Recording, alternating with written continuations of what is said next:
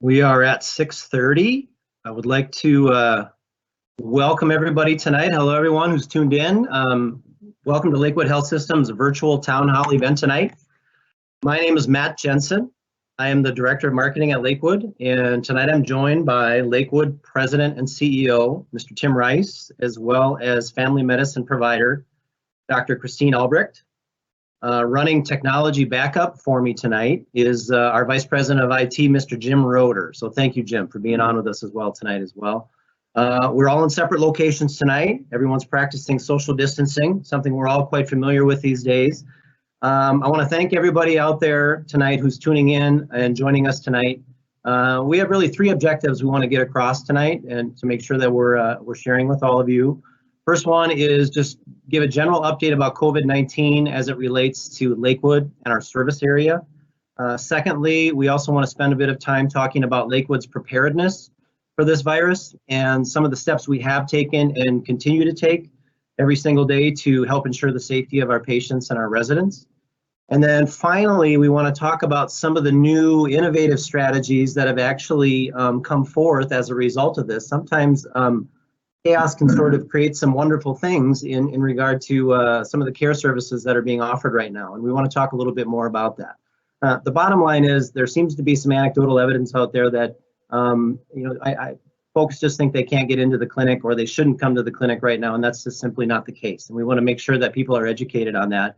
Life doesn't stop because of COVID-19. We want to make sure that we're getting that through tonight. So before we get started, a couple of quick housekeeping items that I want to share with our listeners. There is a question and answer format within Microsoft Teams that you have the ability to, it's up in the upper right-hand corner, whether you're on a laptop or desktop or also on your phone. It's in the upper right-hand corner. As we go through the evening, as questions come up, feel free to send us those questions as they pop into your head.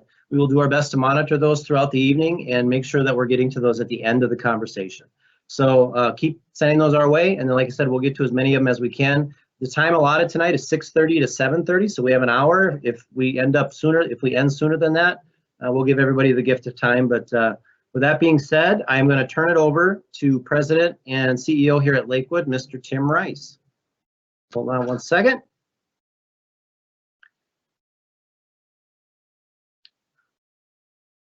We're getting there, it's coming. There you are. Hello, Tim, how are you tonight? Very good, very good. Well, good evening, and thank you everyone for tuning in tonight. We sure appreciate you taking the time to do that on this beautiful evening. Since the very beginning of this whole COVID-19 pandemic, we've had a hospital incident command team that's been involved. They've been working really around the clock since mid-March, really to prepare us for any situations that we have that may present us here at Lakewood. I'm just really proud of this team, this group, and really everyone at Lakewood. They've just worked tirelessly to ensure that we're doing everything we can for the safety and well-being of our patients and residents. As Matt shared too, we just want to assure people that we are prepared and that we are open. We're just really extremely proud too, really from the very beginning. We were actually proactive, and we did a lot of these things before even a number of the state mandates regarding COVID were enacted. Just wanted to cover some of the work that we've done since mid-March. Right away in mid-March, we converted our health system to a COVID emergence center in order to prepare for the potential surge of COVID patients, which definitely seems to be a moving target. Right now that we're looking at potentially, they're saying anywhere from May to August, but right now we're looking at later this summer. We moved all women's health and OB to the Pillager Clinic to keep them separate and safe. We implemented separate entrances at our main clinic, fortunately with our new project that was completed. So we able to have separate entrances so that we could have entrances for those with respiratory symptoms from one entrance and those without at another entrance. We stopped doing elective surgeries. It doesn't mean we stopped doing surgeries. There still are time-sensitive procedures, or emergent situations that occur but we stopped doing the elective surgery choices. We have acquired adequate personal protective equipment and testing materials over this period of time. You know, with starting this in mid-March, we've had time to prepare and get ready for a number of things. So right now, we screen all employees when they come to work, and we just want to thank the public for all the help with making masks. So now we're able to mask all employees because of your generosity and hard work that we know even still going on today. As Matt mentioned, we practice social distancing. We have as many employees work from home as possible. And we also have in our care center, we set up a separate COVID unit. And for those who know about our older facility, our previous facility, we utilize the older hospital portion to set up a separate COVID center to screen all new admissions to help keep our residents safe. So we are prepared and we're ready. We just want to mention though that this has been quite a journey. I have been in healthcare administration for 46 years and I've never experienced anything like this. So there is really no roadmap that we have that really guide us on this. We're just making sure and we're being committed to do the very best we can to really make sure that our patients and our residents are safe and that we're prepared and ready. We also cannot thank the community enough for all the donations of the personal protective equipment and masks and financial donations and just the overall support that our employees are getting every day from all of you. So thank you for tuning in, and now I'd like to turn it over to Dr. Albrecht for her to share some more specifics about all that we've been doing. Okay. Hi. Coming? Yeah. You are, just a second. There you are. There you go. Hello, everyone. So I have had the exciting opportunity to work on the Health Incident Command Team, and the Hospital Incident Command Team has been functioning really every day now for a month and a half with meetings that I have been able to attend. And we've done a lot of surge planning and a lot of preparing for this. And I just wanted to give you a little bit of an update and then go through some of the things that Tim had mentioned even earlier, but in a little bit more detail. So if we could go with the first slide. You got it. It's coming your way. All right. So one of the things about COVID in our areas, we have been doing testing. We've been testing patients for quite a while here, and no one has been hospitalized, no one has died. We do have a few positive tests, but everybody has either been at home recovering or is fully recovered. Next. And I just wanted to reiterate what Tim said. Our clinics are open. If you want to be seen, you can be seen. And we have our Staples Clinic, Pillager, and Browerville. They're all seeing patients. Now, if you're sick with respiratory symptoms or fever, then we want you to come through the entrance B of our main campus of Staples, where everybody has their appropriate PPE on, and we can take care of you there. We don't think that care has stopped because of COVID-19. We're still doing well child checks with immunizations. Mental health services continue on. All the chronic disease management like COPD, congestive heart failure, diabetes, we're still seeing those people. Physical therapy is still very important, and just a lot of other visits that we think should just keep happening because people still need care. And Tim touched on some of those things that we're doing to keep you safe. When you do come in, everybody is going to be screened with a questionnaire and a temperature reading. Everybody who walks in the building is offered a mask. We give you the mask to wear. We want it back when you leave. These are the masks that our community has made, and we have obviously a nice supply, but it is limited, and we cannot be letting those get out of our building. We have started rotating our provider schedule for safety. So if somebody is seeing people in the emergency room or on the sick side of clinic, then we're having them do that for a week and then take a week of virtual care visits where they're just looking at people through the computer. And then the next week they will be able to see well people again. We also have providers who are just seeing well people and not ever seeing sick people. We have opened the ability to do some drive-through lab testing. So if you call and say, I'd like my labs done at the outside draw tent, well, they will schedule you an appointment. You can't just show up, you have to have an appointment. And then they will draw your blood either from your car or in a lab draw chair that they have set up in the tent. And the other thing we're doing, like Tim said, anybody who can work from home at Lakewood is working from home. We're trying to keep the numbers of people down so it's easier to social distance. Next slide. Yep. And then I wanted to touch a little bit more on the care center. We really are trying to keep our care center residents safe. We do not have any positive cases at the care center. And you heard Tim talk about our COVID wing. Well, that's really to separate and monitor anybody who might have a symptom such as a cough or a fever, or if anybody is a new admission or has been in a hospital that has COVID, we are then screening them as well. And once they have surpassed the time frame or they have been tested twice and are negative, then they can get off that wing and can get back to their usual rooms. We are restricting all visitors to the care center. The only time that you can visit someone at the care center is if they are actively dying. What the other things we're doing to keep those residents safe is they're getting their temperature checked twice each day, along with their pulse, their oxygen saturations, and they are checking symptoms, asking if they're having any shortness of breath, if they're having a cough. And all staff are masked, and they're wearing eye shields as well as surgical masks while taking care of those people in direct care. And then any residents who come out of their room are also wearing a cloth mask.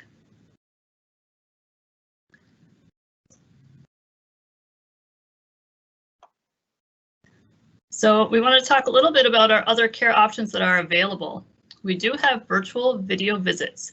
So it is through a Zoom platform, and things that are available are you can do primary care visits, some OB visits, birth control visits, chronic disease management, mental health. So there are just a lot of visits that we can do over the phone. I did a bunch of them today and they worked out very well. We have a nurse who goes through and actually make sure you can connect before your appointment with the provider. So they make sure that your equipment is working before you actually have that appointment time. If you don't have internet availability or you only have a flip phone, we can do over the phone visits as well, but they're just not as nice as being actually able to see our patients' faces and see that interaction and look at rashes, all those sort of things. So the other option we have is called Click Care. We've had this for a while, but we're seeing more use out of it. If you go to lakewoodhealthsystem.com, you can click on the Click Care link, and that will provide a free online screening for COVID. And then if necessary, you can get a drive-by testing swab during normal business hours, just outside that entrance B where we have sick people coming in for visits. So we're pretty excited about all of that. And to schedule, you could just call the regular scheduling number. You can message us through My Health as well, and we will get things set up for you. So I would like to just go on a little bit about our surge plan. I know a lot of people have questions about it. And like Tim talked, the surge date keeps changing depending on the model being used. And I think we're going to see this shift, and maybe some media get a little bit excited because I think we're going to see some numbers going up because we have increased our testing. But that doesn't mean the amount of sick people that are needing hospitalizations are going up significantly. But we do plan for a surge, and Lakewood has the capacity now to take on 56 COVID patients and have an additional 10 non-COVID patients here. So if we would need to, those patients would all have oxygen, they'd all have a bed, they'd all have suctioning. So we have room for that. Thankfully, with our expansion here and just what nice of a facility we have those availabilities. Now, patients that are too sick for us to care for on a general basis, we would still send them to a larger facility. And as long as that's still an option, we're going to keep doing that. We want our patients to be at the safest hospital possible. However, if that isn't possible, as the other hospitals are full, we have been doing a lot of extra training here to make sure that we are prepared to take care of people to the best of our ability. We're continuing to do obstetrics, emergent, and time-sensitive surgeries, and we will continue to do that at all phases of the surge plan.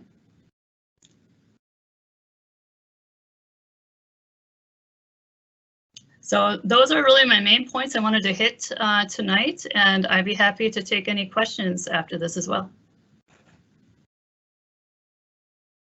Okay, hang tight. Let me, I am taking a moment here to look at, we do have a couple of questions that did come in.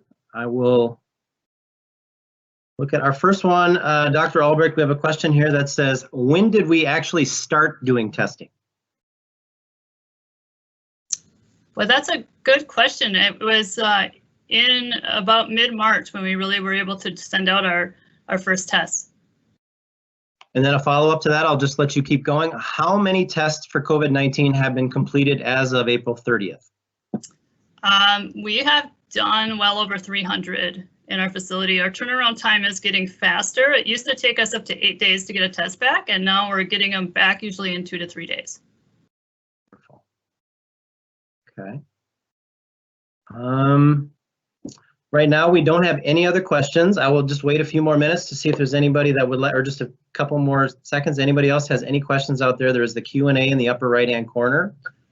Feel free to send us any questions that you might have. We will also be putting this out on Facebook, hopefully tomorrow, so that folks that maybe didn't get a chance to tune in can hear some of these same comments. So if you want to let other people know about that, that would be wonderful as well.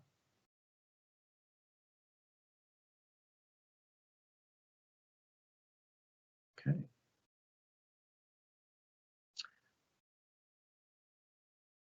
We are not seeing any more questions at that time. So I want to just thank everybody again for tuning in tonight. We appreciate the opportunity to just share some of this information. Thank you, Dr. Albrecht. Thank you, Tim. Thank you, Jim, for being on the call with us tonight. And we will look forward to getting this posted and out on social media. Oh, we have one other one. Hold on. One other question just came in. See if I can get to it. Are we testing for antibodies yet, Dr. Albrecht? Yes, there is an IgG antibody that we are sending through our lab. We don't do it in-house. We send it out. It takes a couple days to get back. It's looking for an IgG antibody, so that is usually what we're looking for to say you've been infected and you're probably better now. And that test usually you don't want to order it too early. Usually 14 days after is when you're going to be really making those antibodies. So you'd want to make sure that you were at least 14 days out from when you were ill to get that antibody test done. The problem with the test is that it's not extremely sensitive or specific. So it does have a 10% false positive and a 10% false negative rate. And that's when your incidence level is high. So our incidence level around here is not high. We're still at a low incidence and prevalence. So we are concerned that that test could have false positives and false negatives even greater than that 10% range. Okay, a couple more, Dr. Albrecht. What are your thoughts on wearing masks in public? That's a good question. I spent about 2 hours last night reading about masks, mask types, the protection they offer. I mean, obviously, if masking was perfect, this disease would have never got out of China because those people are wearing masks all the time as soon as they found out about it. So I don't think that it's perfect, but I think that it makes sense. I mean, we all know how far a sneeze or a cough, how far those particles can travel. And if you can catch a bunch of them in a mask, you're going to decrease the chance that other people are going to get it. So what we consider when you're wearing a mask out in public is that your mask is protecting me and my mask is protecting you. We're basically trying to keep our own coughs and sneezes and secretions close to us so that they're not infecting somebody else. Great. Hey, next up, another question. How many respirators do we have available at Lakewood? If you're talking about ventilators, we have one transport ventilator that we mostly use like to transport somebody on a ventilator from Staples to St. Cloud or to the Twin Cities. And then we have one ventilator that we normally would use up on the hospital floor. So we do have 3 in the operating rooms, but they're not really meant to be used as ventilators per se. We know how to change them over to use them that way if we had to. We also do know how to change our one ventilator to be able to have more than one person on it if they all needed the exact same settings. So there is that capacity. You know, but we're hoping that we never have to use them in that sense. We're hoping that we can always be transferring to a larger facility. Got it. Couple more. When do you plan to do elective surgeries again? Right now, we're still on the governor's executive order that we're not doing elective surgeries. So I think we need to take that on a case-by-case basis. And I'm going to let Tim actually answer that a little bit more.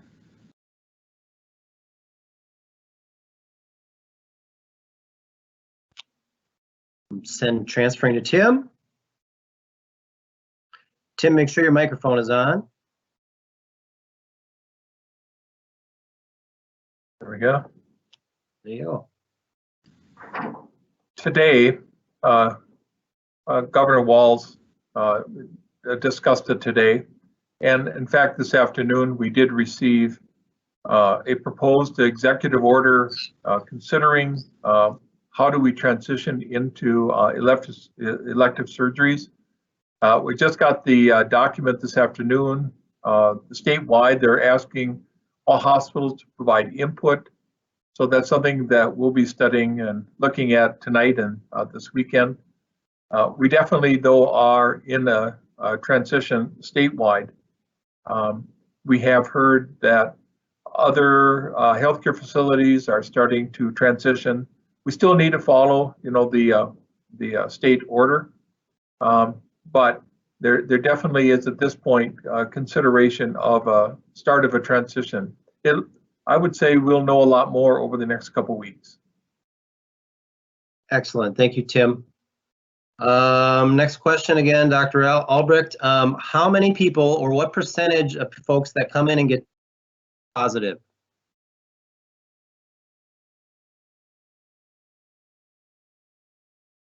Your microphone needs to be turned on, Dr. Albrecht. There we go. So right now, I would say our positive rate is right around 5%. So we're testing everybody who's symptomatic, who has either a fever, cough, cold symptoms, thinks they might have it. We're getting about 5% positive around here. Another question directly related to that. Do we have a number of, can you give us the number of positive cases that we have had and how many are recovered at this point?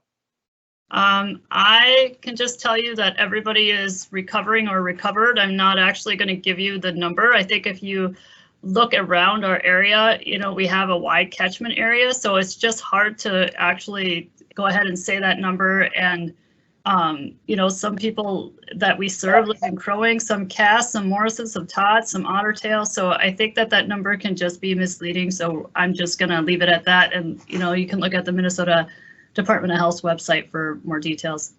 Correct. They have those statistics on by county, so folks can go out to that website and check that out if they would like. So, how does a person order an antibody test?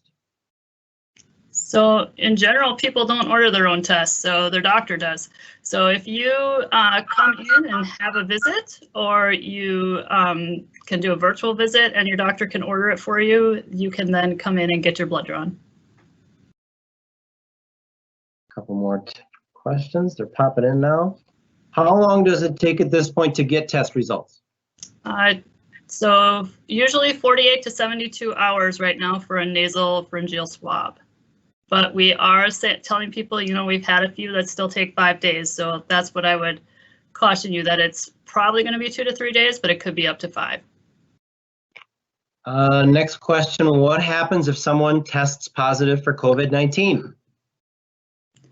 So what's going to happen is that we're going to call you and inform you, find out about your symptoms, see how you're feeling, and then have a nurse probably follow up with you, as well as having the Minnesota Department of Health contact you. And they're going to contact you and find out who you've been in contact with and how long each person is going to probably need to be quarantined.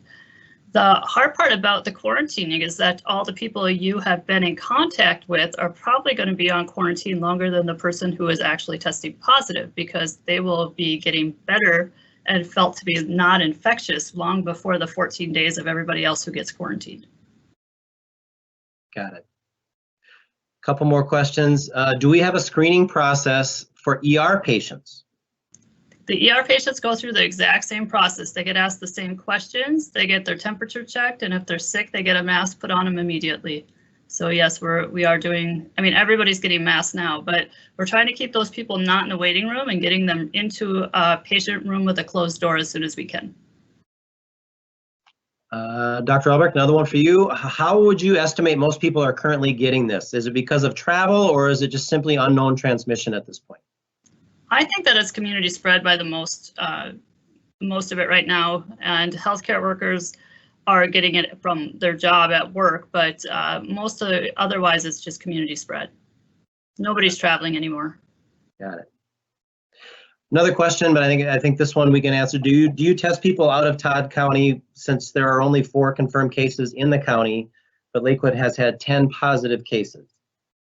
We, depending on where our patients are, those are the folks that we tested. Their county does not matter at that point, right? Right. We test anybody who comes in that's our patient and is here for a visit, or has done anybody who's done a click care visit and says, yep, you need a swab. We test anybody. Got it.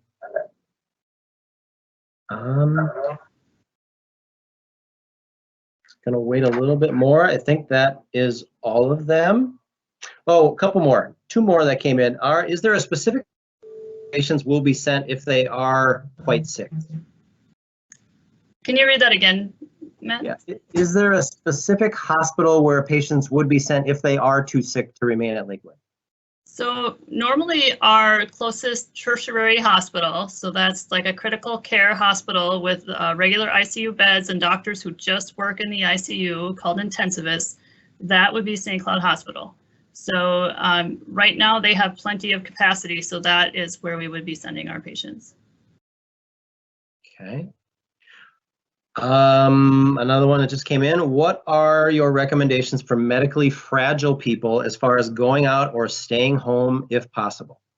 They need to stay home. I mean, that is really the message that needs to get out to everybody. The average age of death in Minnesota from COVID is 83. We need to be realistic that these are the most frail people and they need to stay at home. If they can find somebody else to get them groceries, that's what should be happening. These people shouldn't really be going out in public at all if they can help it. Got it. Okay. I think we have gone through all of the questions. Again, I want to thank everybody. Thank you, Dr. Albrecht. Thank you, Tim. Thank you, Jim, in the background. And we will have this out tomorrow for folks to take a look at out on social media. So thank you all. Have a wonderful evening. Good night. All right. Good night. All right. Thank you.